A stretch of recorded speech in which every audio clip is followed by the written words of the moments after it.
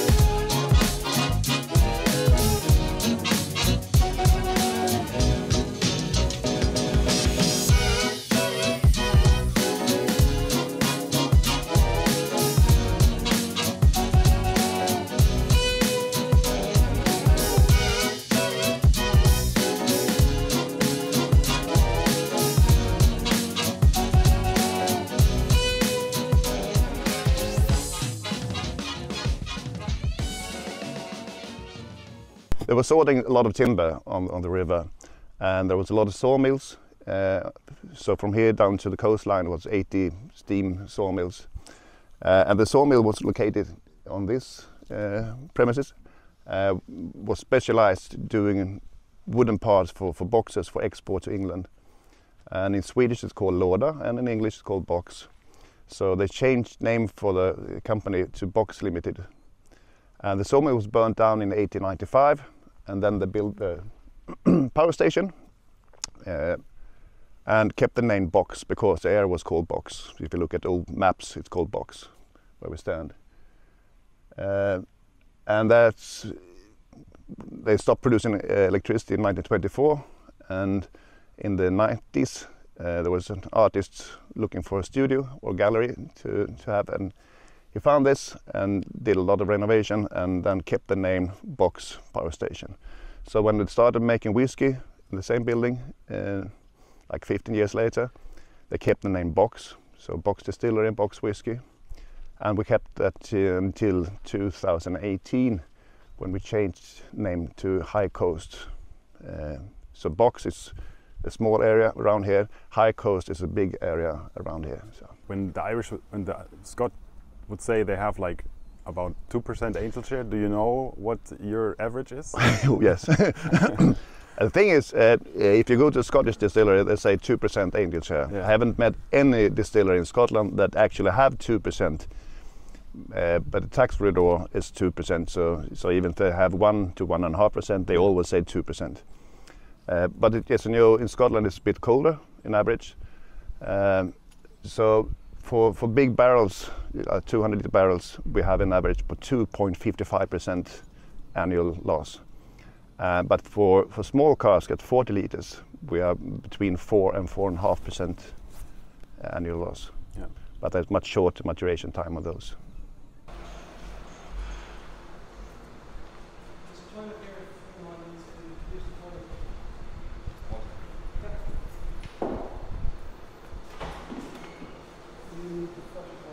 We also added this part for guided tours, because inside the distillery, especially during the summertime, it's bloody warm and it's noisy and so on, and people come with a lot of clothes, and after 30 seconds they start sweating and and being uncomfortable. So here we can talk about the production, whiskey in general, and show the pictures of what's happening, and then we have a shorter time inside the heat and noise. We take the cooling water from the river, but we take the processed water from a small lake close to the distillery, about 6-7 kilometers. It's actually community water, like regular tap water. But if you say tap water to people, depending on where they live in the world, they're saying, oh. And I fully understand that, because sometimes when I travel, I can't even brush my teeth and use the water in the tap. But here, generally in Sweden, we have really, really good water. And up north in Sweden, we have even better water than we have in the south. But I had a lecture in Taiwan. I was talking about the processed water in the lake, and I got a question, can you drink the tap water in Sweden? Not only can, the quality of the water, tap water in Sweden, is probably better than the bottled water you buy in the shop. And it's the same water that I water my laundry a little bit, and the garden, wash my car, and flush the toilet with. And they can't get it. We take it for granted because we have good water in this part of the world. Other parts, it's quite different. So I had an interview with an American magazine, and when we came to the processed water, I said, well, we're taking the processed water from a small lake close to the distillery through pipeline. And I didn't lie, but the community owns a pipeline and the rest of the village had the same water. I didn't have time to mention that in a rather short interview. So it's ultra soft, super clean. It's actually too clean to be perfect for making whiskey. I could add a bit more salt, like zinc, magnesium, and others that works as nutrients for the yeast.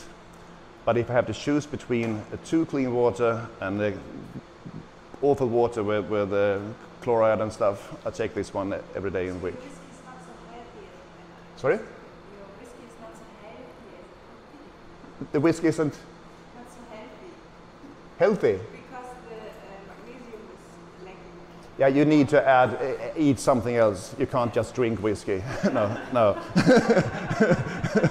Tip from the coach. Yeah. Yeah. You know everything about maltings. Just stop and ask question. No, we had plans before I entered the company to do our own maltings. It took me a few minutes to convince everyone that we shouldn't do. It takes a lot of space, it takes a lot of work, especially if you have empty a kiln, a warm kiln. You wouldn't do that again. But the main reason, it's really hard to keep the precise quality of the malt if you're doing small batches yourself. So it's much better to put a sharp specification to a specialist. Can you make this to me? And what would it cost? And then you buy it. So here's the first part of High Coast. So every 10 days, they come a lorry with malt, like 25 tons of malt, mostly from south of Sweden for the unpeated malt.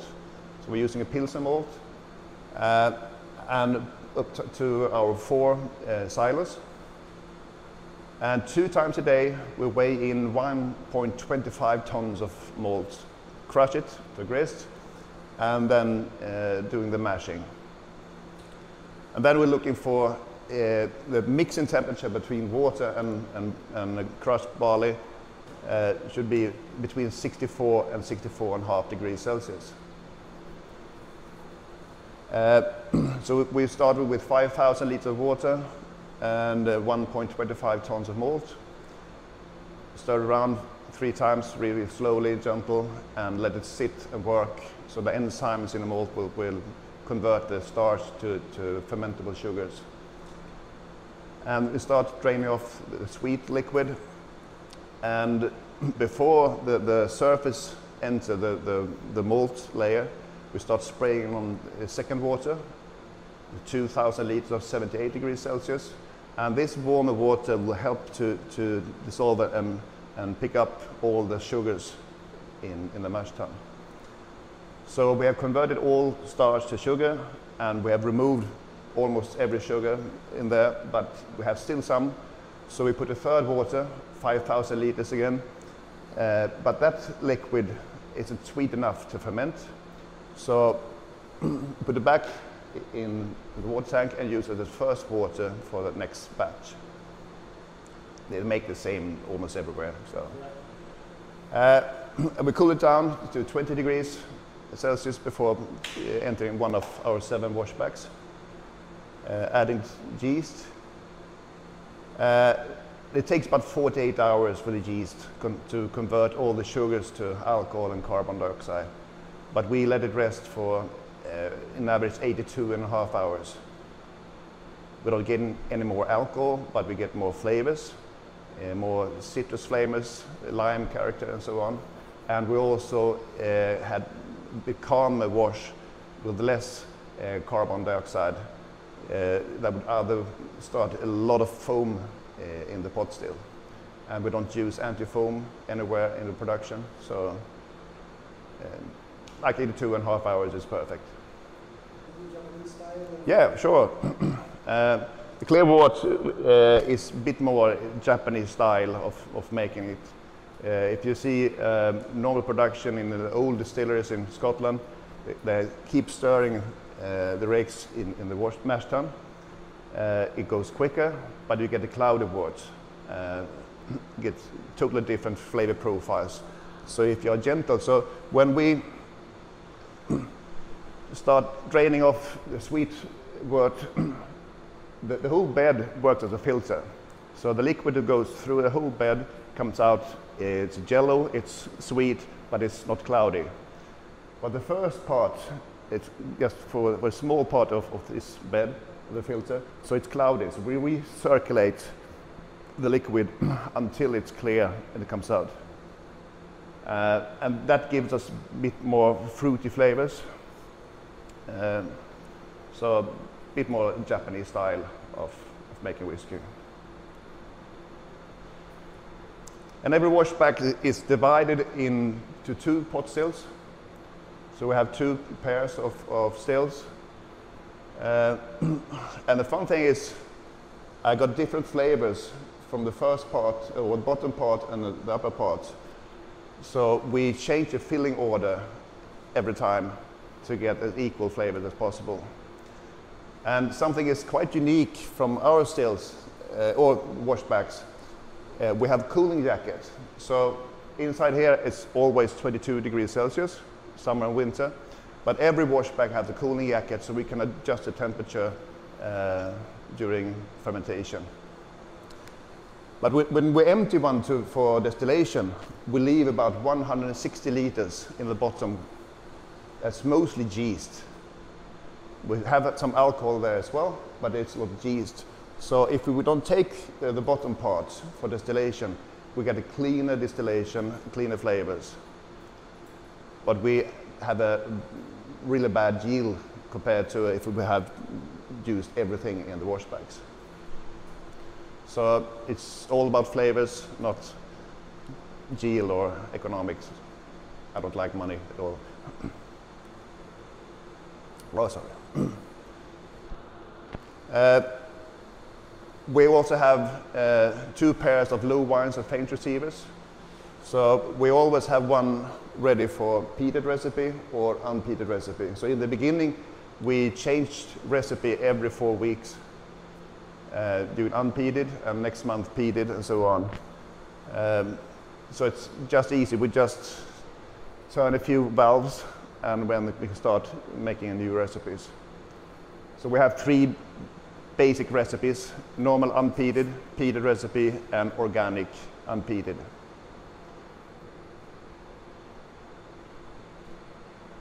Yeah, we're going to see the stills inside. And the liquid, if we talk about the cutting points.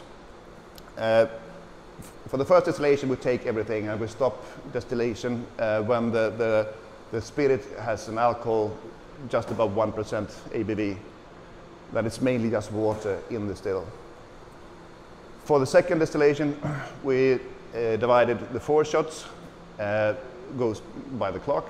So if we're doing unpeated recipe, we run it slowly for 13 minutes to get a lot of fruity flavors in the new make. And the second cut goes to 67% ABV because I want to have fruity, clean, malty flavors and not the heavy stuff. So we stop collecting the new make or middle cut rather early. When we do the peated recipe, I don't like to have it too fruity, so we do the 4 shots 30 minutes instead for 13. So the quality of the spirit is really good long before we start collecting it. It's just the flavors isn't right. And then to get the peaty notes, we had to move the second cut down to 60% ABV. And it's been working really good. The new make then is reduced to 60% ABV before pumping over to the filling room, before filling in the casks. Well, if you have been on a distillery like in Scotland, you normally see wooden washbacks. A lot of distillers have both stainless steel and wooden ones, but the one that show the public or visitors is the wooden ones because they're a bit sexier to look at. If you only have wooden washbacks, you say that wooden one is the best one. If you only have stainless steel, you say stainless steel is the best one. The good thing about both. So yeast, for instance, is a fragile organism. It wouldn't want to have big fluctuation in temperature. So if you have washbacks in a really old building and it's draft in the corner, and you have stainless steel washbacks, you might need to put some insulation on the washback. But if you have wooden ones, it could be like 8 centimeters thick, so you have some insulation in the material. So that's a good thing. The bad thing about wooden washback is you can't clean it with chemicals. You can flush it with water, you can steam, but it's rather clean but not super clean. So inside the pores of the wood you have bacteria and yeast waiting, and when you fill up the washbacks with really sweet liquid at perfect temperature, they go out and produce flavors as well. You can still get a super nice wash, but as a brewer you don't have control of the process. So if you choose stainless steel ones, you can clean it super clean every time, and you decide what type of flavors because of the environment and the yeast you're using. So if you are romantic, you choose wooden one. If you're a boring grey engineer, you choose with the stainless steel ones. No one has accused me for at least 58 years to be romantic, so it's stainless steel for me.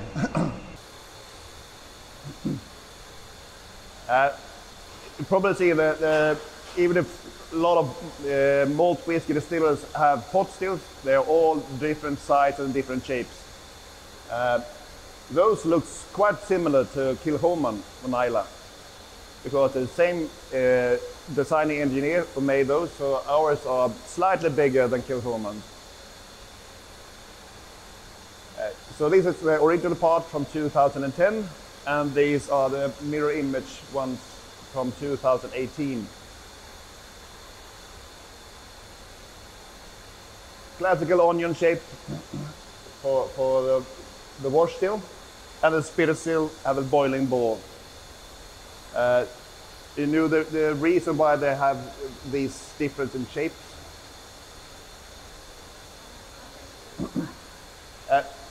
If you have this classic one, onion shape, the fumes that comes up goes rather straight through the neck with less copper contact, less reflux.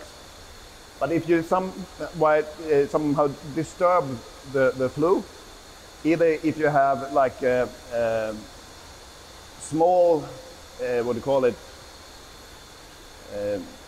like a hornet's,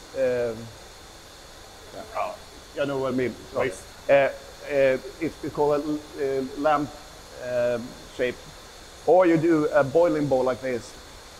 You get some turbulence of the fumes that hit copper several times. You get more reflux and more copper contact. But couldn't you reach it with an upright arm? Yeah, if the line arm that goes from the neck, if it goes downwards, doesn't matter if it's deep or if it's just downwards. So if the fumes comes as a gas and hit the neck, the copper, and goes to the liquid will go through the stills and be collected. But if the line arm goes upwards, it can be converted to liquid almost at the condenser and then going back for distillation. So you get a little bit more, I could say, not heavy flavors, but a bit more robust whiskey if it's going downwards. Every time someone buys a cask, they ring a bell. So that will cost you about 2,500 euros. Ring it several times. Oh, you have to pay a whole round for everyone.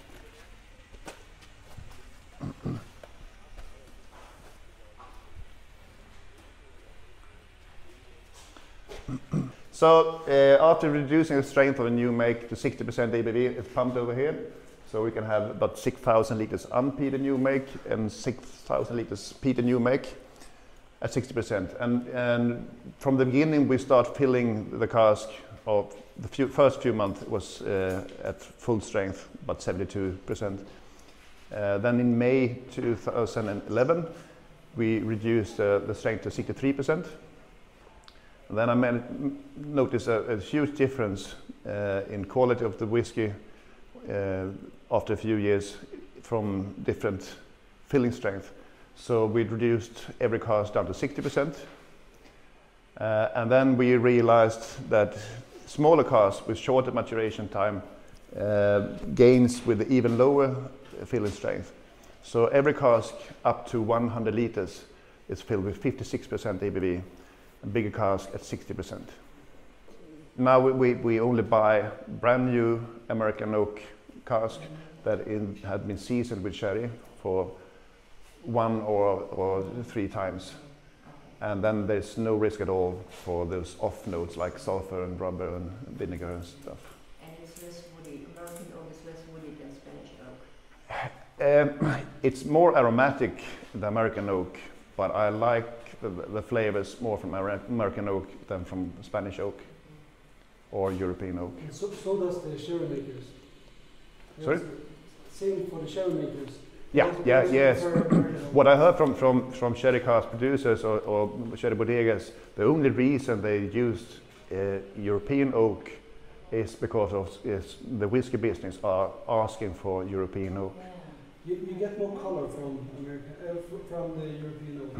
Well, it tastes different. It's different. It tastes different.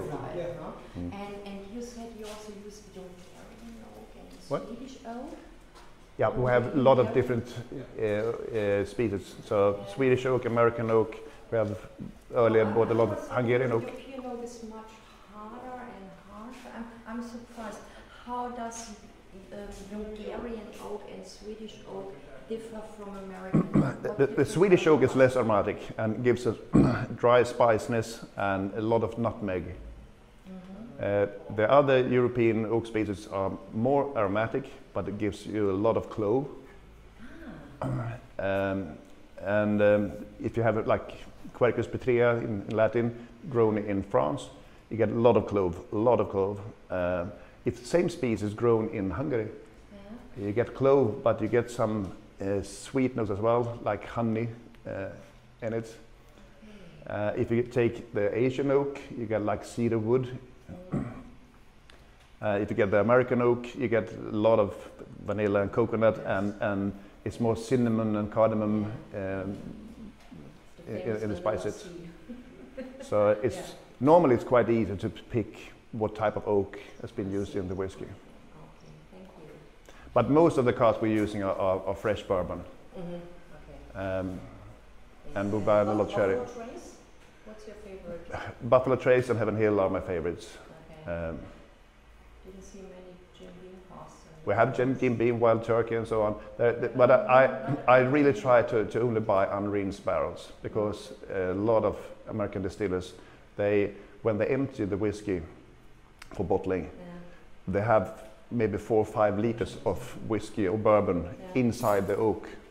So they add water, maybe half of the cask with water, put it back in the warehouse, and the alcohol and water would change places. So you have some alcohol in the water, and you use that water for reducing the whiskey strength prior bottling.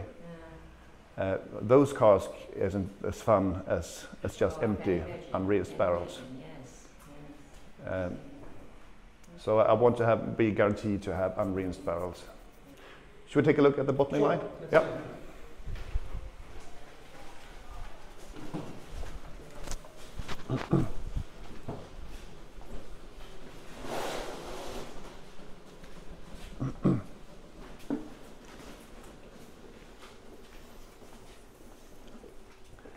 So when it's time for bottling, Lars and I have decided what type of cask we're going to use for a special expression, and then we put down the cask.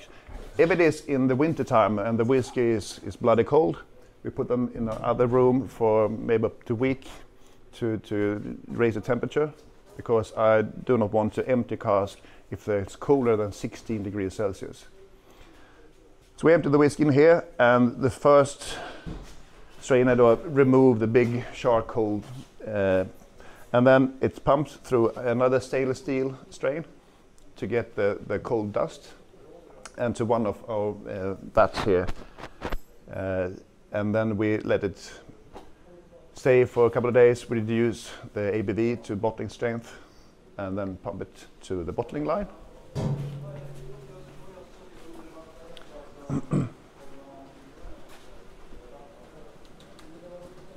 So we add one layer from the pallet of bottles.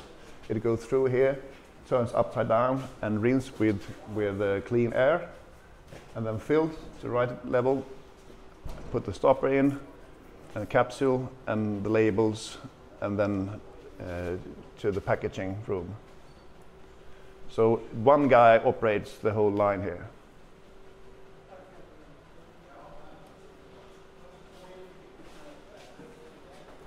And when we do private bottling, because there are rather few distilleries in the world that have their own bottling line. Mostly they ship in bulk the whiskey to a special bottling company in Glasgow area.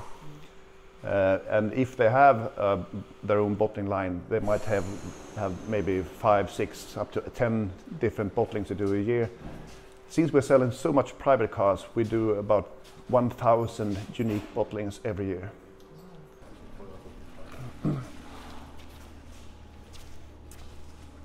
So this is warehouse number 3. Warehouse number 1 is converted to a bottling line, bottling hall, and warehouse number 2 is storage for bottles and cartons and stuff instead. So most of the cars we have in these 3, 4, and 5. This one holds 12,500 casks. So we have some of the smaller ones for private customers, and the bigger ones are mine. You can see that they are looking a bit different. So if the cask end is white, it's resized from a bourbon barrel. There's a Swedish oak This is Asian oak. That one has been used for bourbon first, and then Jamaica rum for 10 years, and then resized to a cask. We have the square-shaped cask, quite special. Hungarian oak with the black. This is a hybrid, so the body is ex-bourbon, and the cask ends are Swedish oak. Misonara, yeah, we don't have Misonara. We have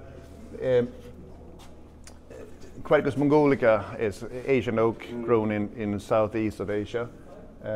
These casks, the oak is actually grown in northeast of China, close to the Russian border. There is a subspecies of Quercus mongolica that, if it's grown in Japan, is called Misonara. Yeah.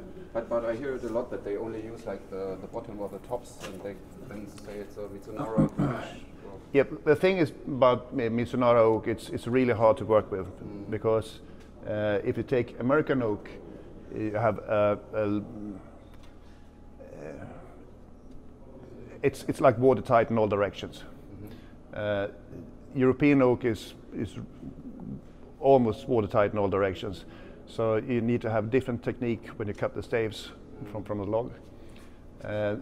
The Asian oak isn't watertight at all, so you need to be really, really good to read the structure to make watertight. Okay. And also bending the staves can be different. So if you're using chestnut, for instance, to make a cask, it easily breaks. So normally when I buy chestnut cask, it's just ends of chestnut and the body is ex-bourbon instead.